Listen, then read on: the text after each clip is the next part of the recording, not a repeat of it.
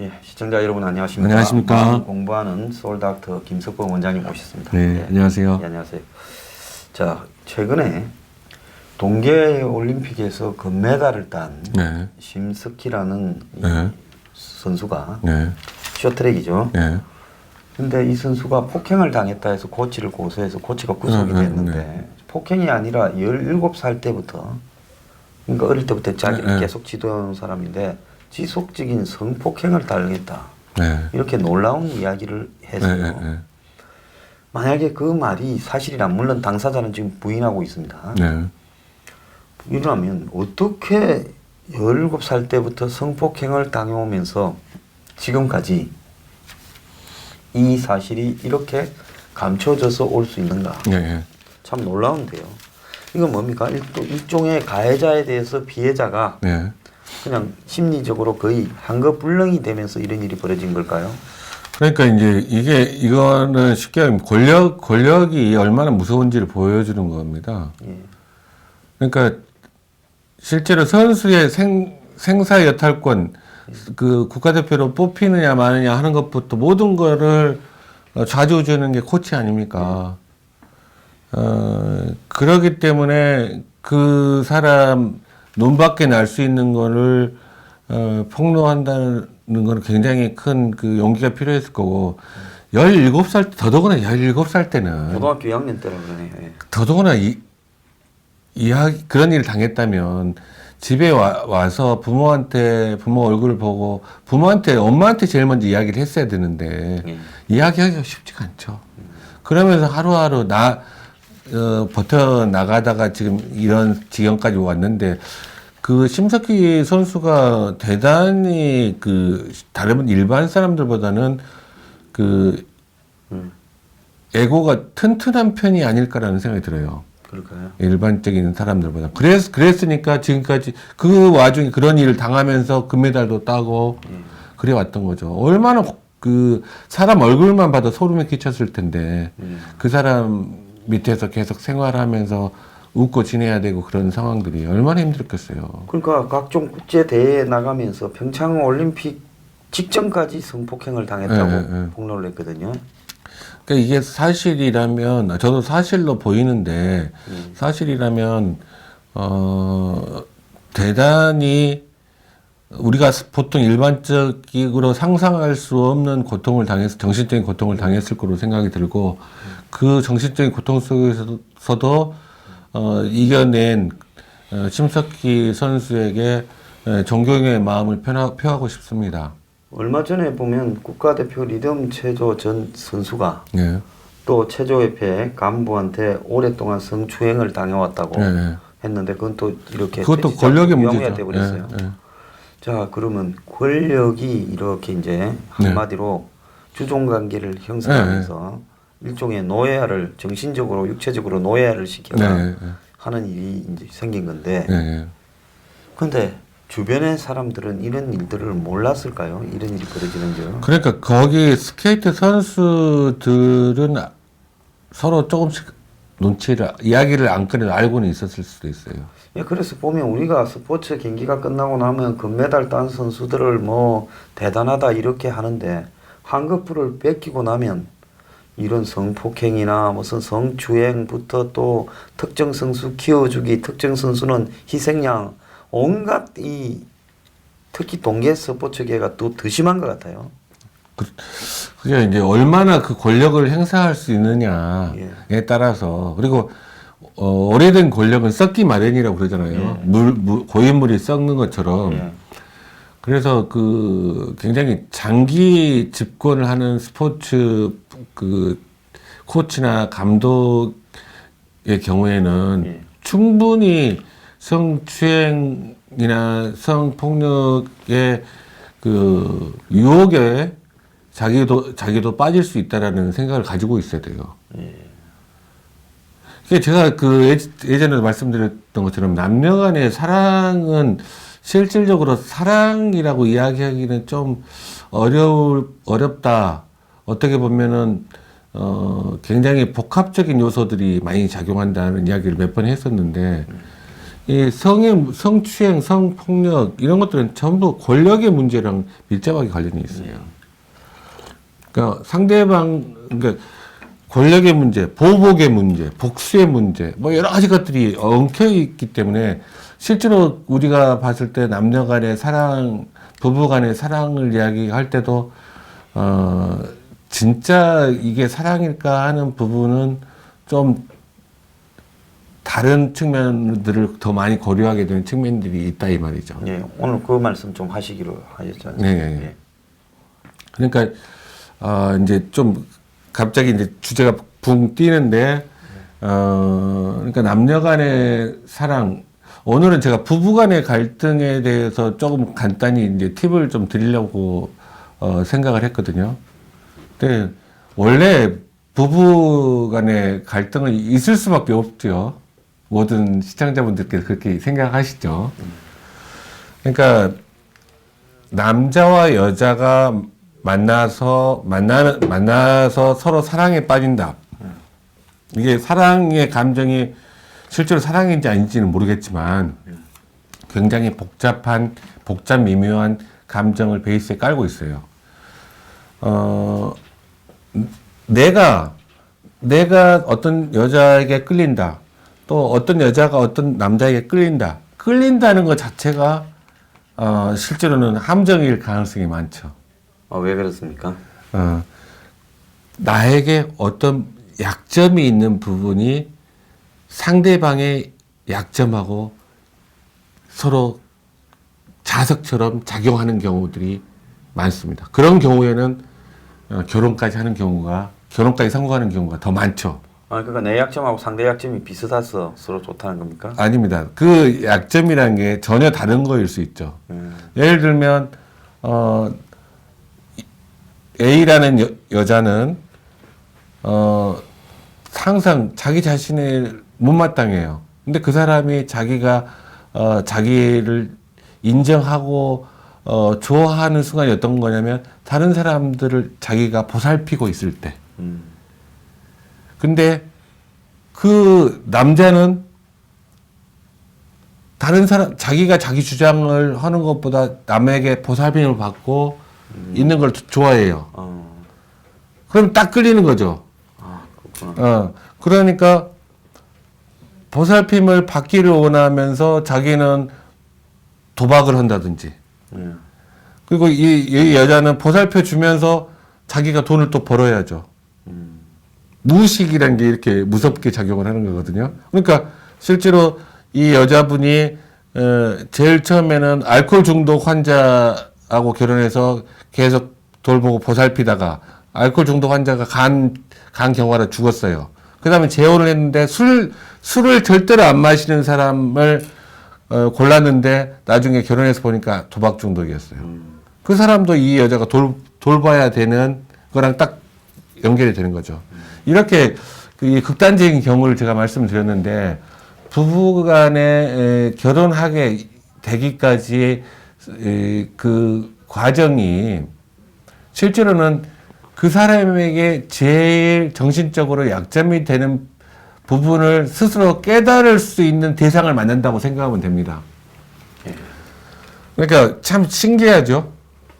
그러니까 내가 마음이 편안하고 정신적으로 건강한 상태일 때는 이성을 보는 눈도 그때는 더 정확해집니다. 그런데 그렇지 않고 이 사람이 정신적으로 힘들고 궁핍해 있고 외롭고 힘들 때는 이성을 보는 눈이 굉장히 부정확해져요. 네, 그러겠네요. 그러니까 그 상태에 딱 끌리게 된 이성하고 이제 결혼까지 이제 가면은 어떻게 되겠어요? 자기는 자기 문제를 바라본 게 아니잖아요. 상대방을 자기가 이상화했잖아요.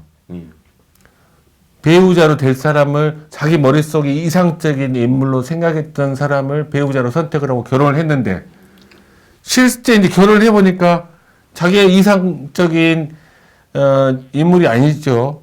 왜냐하면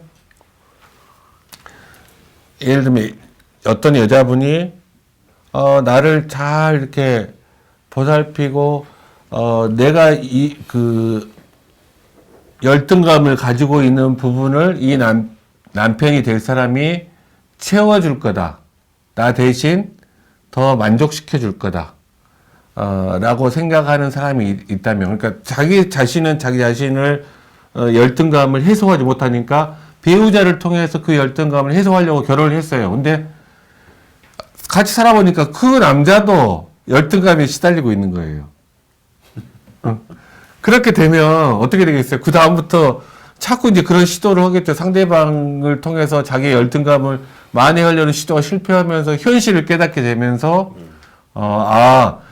배우자를 통해서 자기의 열등감은 해소할 수 없구나. 스스로 나 자신의 마음 공부를 통해서만 나의 열등감이 정상화될 수 있구나라는 걸 깨달을 수 있겠죠. 그러니까 부부로 성립한 대다수는 그 사람이 정신적으로 문제가 있는 부분을 그 문제 있는 부분을 해결할 수 있을 때까지 그 문제를 계속 제기하는 상대방이겠죠. 그러니까 끊임없이 그 사람의 약점을 계속 바늘로 찌르는 사람이 배우자입니다. 그러니까 얼마나 힘들겠어요. 결혼 생활 자체가 힘들죠. 그런 걸 왜 하는지 모르겠어요. 그래서 그 자기의 약점을 계속 바늘로 찌르고 칼로 찌르고 또 거기다 소금을 뿌리고 상처에다가 그런 대상과 살면서 자기의 상처를 스스로 상대방은 나의 상처를 덧나게 할 뿐이지 치료해 줄 수 있는 사람은 아니잖아요. 나 스스로 정신적으로 건강해질 수 있는 방법을 모색해 나가게 되는 거죠. 그러면서 그러면서 이제 건강해지게 되면 어떤 일이 발생하냐면 이혼을 할 수도 있습니다. 건강해진 다음에 자기의 문제가 해결됐을 때 이혼을 하는 경우도 있어요. 건강해지기 전에는 절대로 이혼을 생각하지도 못하는데 건강해진 다음에 이제 나는 그 문제는 다 해결했다라는 의식적으로는 그렇지는 않지만 이제 우리는 더 이상 서로 괴롭히고 살 필요는 없다고 이혼을 할 수도 있죠.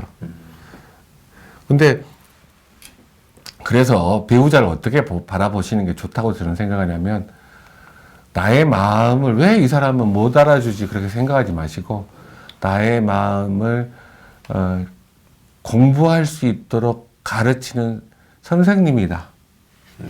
계속 자극을 줘서 내가 성장할 수 있게 만드는 선생님이다라고 바라보시면 마음 공부에 많이 도움이 될 거라고 생각합니다.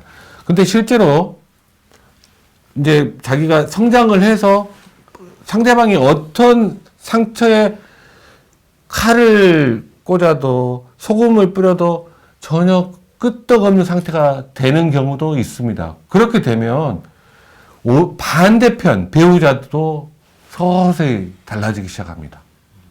본인이 좋아졌는데 배우자도 건강해지기 시작한다는 거죠.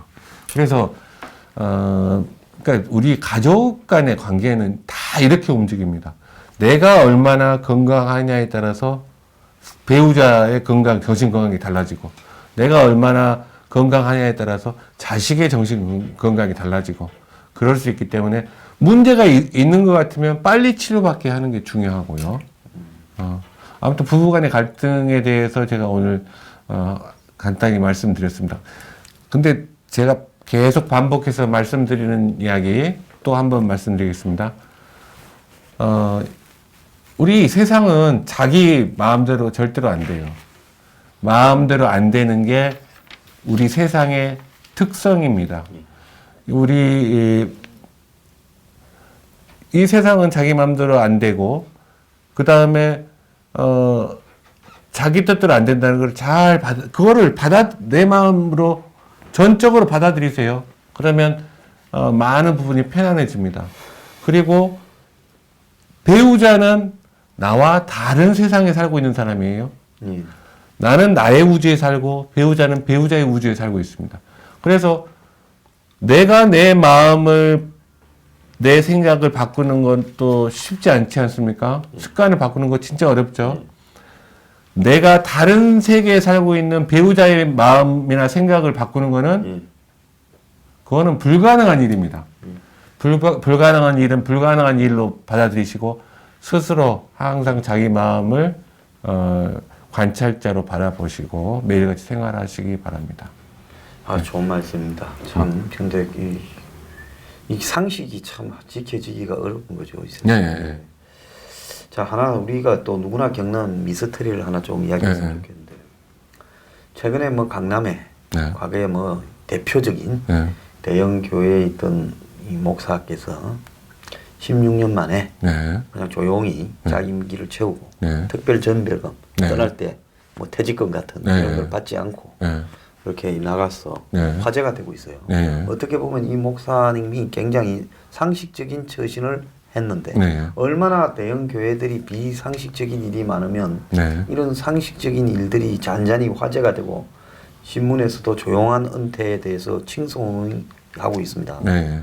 근데 우리가 뭐 교인들이 많잖아요. 절이나 교회나 뭐 성당에 이래 다니고 또 뭐 일부는 사이비 종교나 뭐 이상한 것도 다니고 자꾸 많이들 다니는데 신앙에 누가 봐도 비상식적인 행동을 하는 그런 이 교회나 절에 거기에 목회자나 중들이나 이런 사람들한테 가서 야, 스님이라 해야 되는데 좀 요즘 좀 그 동네도 좀 제가 불만이 있어서 중이라는 발언이 나왔습니다.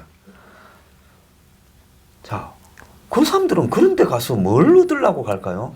왜냐면 그 누구 목사 한 명이나 스님 한 명, 중 한 명을 보고 가는데 도대체 그 사람들의 하는 처신은 일반 평균치에도 훨씬 미달되고 거의 사기꾼이나 탐욕에 가득 찬 사람인데 그런 사람이 하는 설교를 듣고 설법을 듣고 마음의 위안을 얻어서 행복해진다고 생각하고 천당에 갈 거라고 극락에 갈 거라고 그 짓을 합니까? 왜 그럽니까?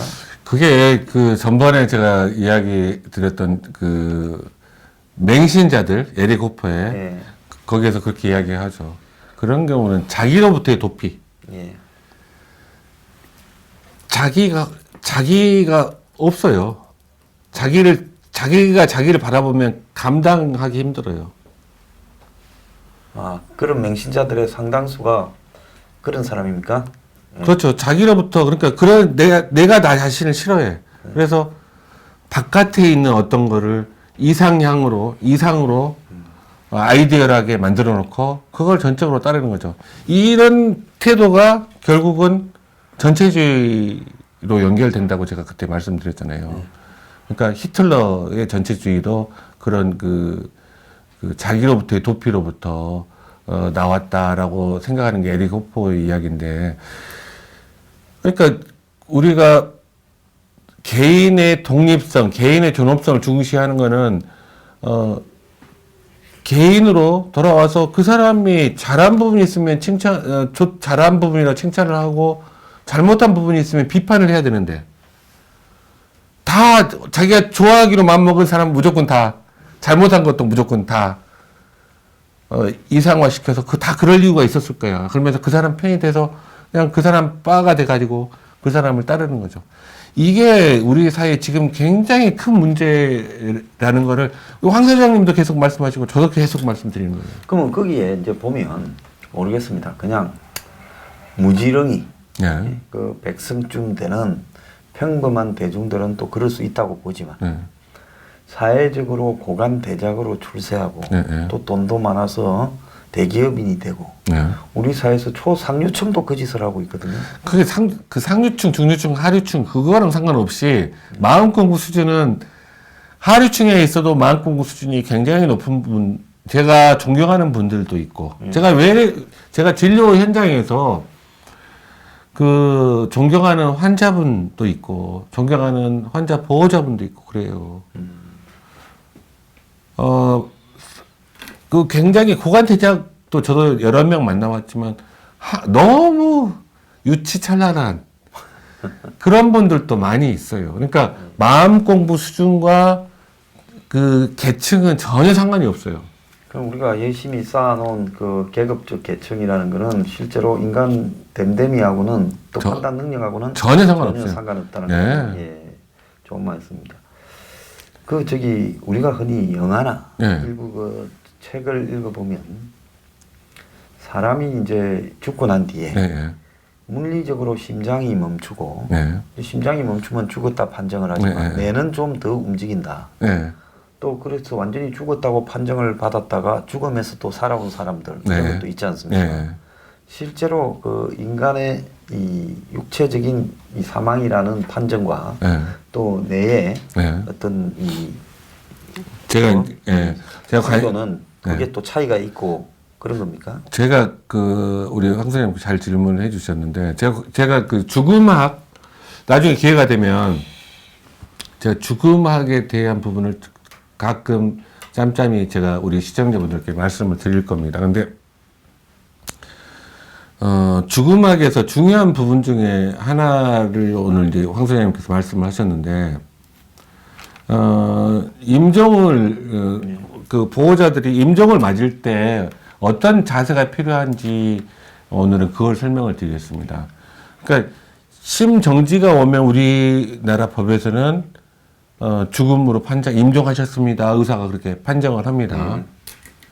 그런데 이제 연구 보고들을 보면 예. 심정지가 된 뒤에 뇌파를 계속 찍어봤더니 심정지가 된 뒤에 어느 정도 시간이 지난 다음에 뇌파가 굉장히 활성화되는 시기가 찾아오는 경우가 많다고 그래요.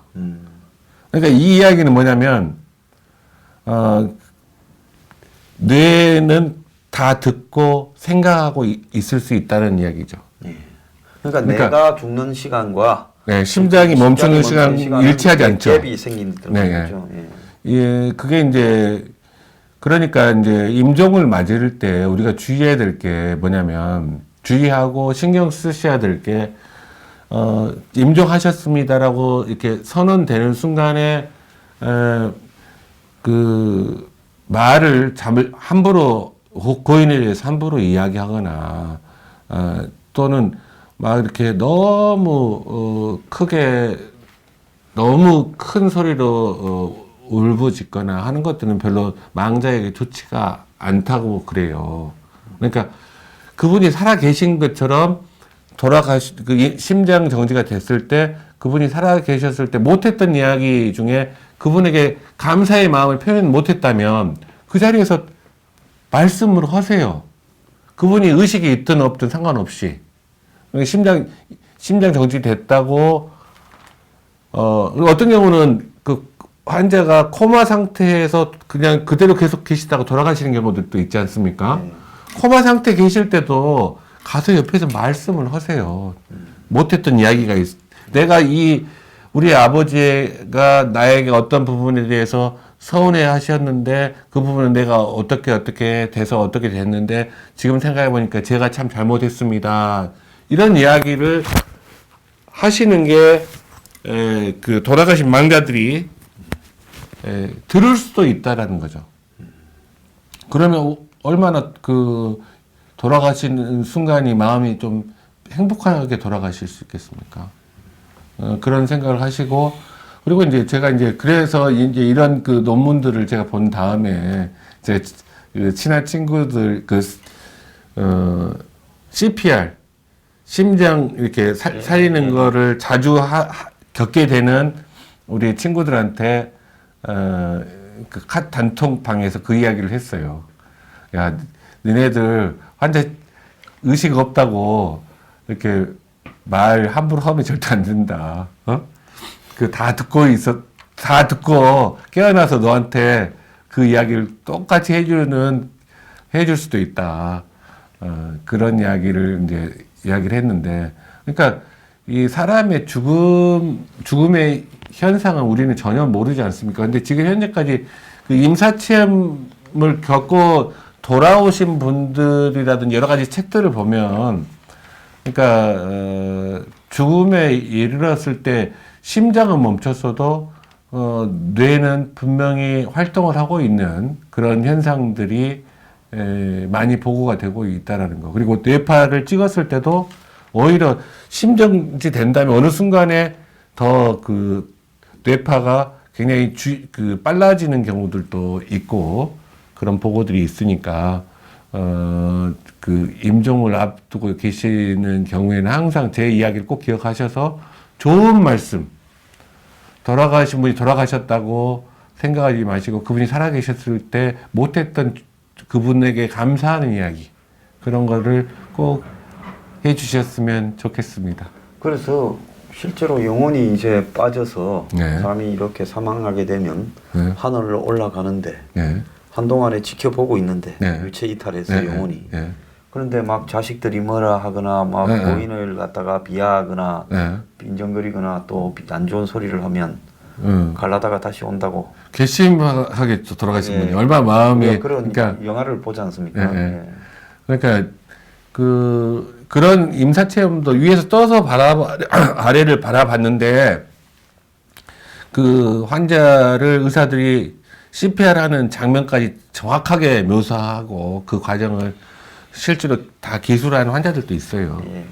근데 이제 중요한 거는 아무튼 돌아가신 분이 편안하게 가실 수 있도록 하는 게 살아있는 자식의 도리 도리겠죠. 아닙니까? 예. 예. 자, 우리가 아직까지 의학이나 과학의 영역에서 보지 예. 못한 예. 미지의 영역도 많이 있으니까요. 예. 우리가 아는 지식이 다라 생각해서 이렇게 교만해지기보다는 예. 항상 이렇게 남에게 이렇게 신뢰하지 않고 최선을 다하는 모습을 보이면서 살 필요가 있을 것 같아요. 잠깐만요. 그 죽음에 대해서, 죽음학에 대해서 조금 관심이 많으신 그 시청자분들께서는 엘리자베스 퀴블러 로스, 이분이 좋은 책들을 많이 쓰셨거든요. 돌아가셨지만. 예. 그러니까 죽음학의 선구자라고 생각하시면 됩니다. 이분 책은 읽기도 쉽고 짧거든요. 제목이 뭡니까? 여러 책이 여러 권이 있어요. 아. 그러니까 엘리자베스 퀴블러 로스 검색하시면 키블러 로스. 로스를 검색하시면 여러 권이 나올 겁니다. 좀 책은 짧지만 여러 가지를 생각하게 하는 이야기들이 많이 있으니까 죽음학에 대해서 관심이 있으신 분들은 죽음학의 선구자였던 엘리자베스 퀴블러 로스 책들을 좀 보시기 바랍니다. 예. 오늘 좋은 말씀 해주셔서 감사합니다. 네, 감사합니다. 주말 편하게 보내십시오. 네.